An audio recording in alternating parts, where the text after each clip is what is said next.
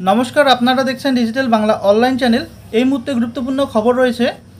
দেশ জুড়ে 11 কোটিরও বেশি পিএম কিষাণ যোজনার 20তম কিস্তির টাকার জন্য অপেক্ষা করছেন।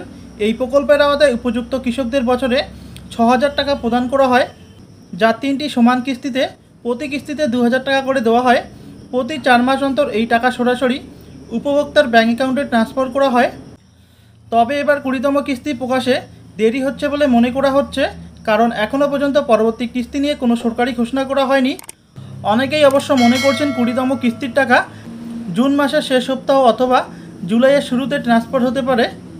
আপনি যদি পিএম কিষাণ যোজনার সুবিধাভোগী হয়ে থাকেন, তাহলে সময়মতো কিছু বাধ্যতামূলক প্রক্রিয়া সম্পূর্ণ করা অত্যন্ত গুরুত্বপূর্ণ। এই 4টি কাজ না করে থাকলে আপনার 2,000 টাকা কিস্তি আটকে যেতে পারে।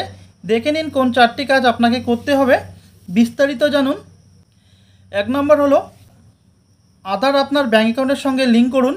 আপনার ব্যাঙ্ক অ্যাকাউন্টের নম্বর এবং আধার লিঙ্ক না থাকলে যোজনার টাকা আটকে যেতে পারে। দেরি না করে ব্যাঙ্কে গিয়ে আধার আপডেট করুন। 2 নম্বর হলো ইকেওয়াইসি প্রক্রিয়া সম্পূর্ণ করুন। পিএম কিষাণ প্রকল্পের টাকা পেতে ইকেওয়াইসি করা বাধ্যতামূলক। আপনি যদি এখনও ইকেওয়াইসি না করে থাকেন, তাহলে দ্রুত এটি সম্পূর্ণ করুন।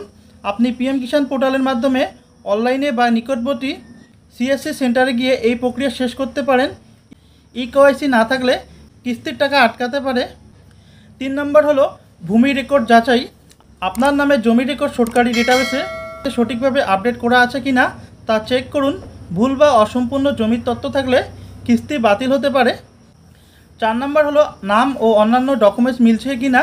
আধার কার্ড, ব্যাঙ্ক অ্যাকাউন্ট ও রেজিস্ট্রেশনে দেওয়া নামের মধ্যে মিল না থাকলে টাকা আটকে যেতে পারে। তাই সব নথিতে সঠিক নাম ও তথ্য আপডেট আছে কি না তা যাচাই করুন। আপনারা যদি এই 4টি কাজ করে থাকেন, তাহলে মিলবে পিএম কিষাণের 20তম কিস্তির টাকা। তবে বলে রাখি, এবার 20তম কিস্তির প্রকাশে দেরি হচ্ছে বলে মনে করা হচ্ছে, কারণ এখনও পর্যন্ত পরবর্তী কিস্তি নিয়ে কোনো সরকারি ঘোষণা করা হয়নি। তবে অনেকে মনে করছেন 20তম কিস্তির টাকা জুন মাসের শেষ সপ্তাহ অথবা জুলাইয়ের শুরুতে ট্রান্সফার হতে পারে ব্যাঙ্ক অ্যাকাউন্টে। তো আজকের ভিডিওটি এই পর্যন্তই। পরবর্তী কী আপডেট আসছে অবশ্যই আপনাদের জানাবো। ধন্যবাদ।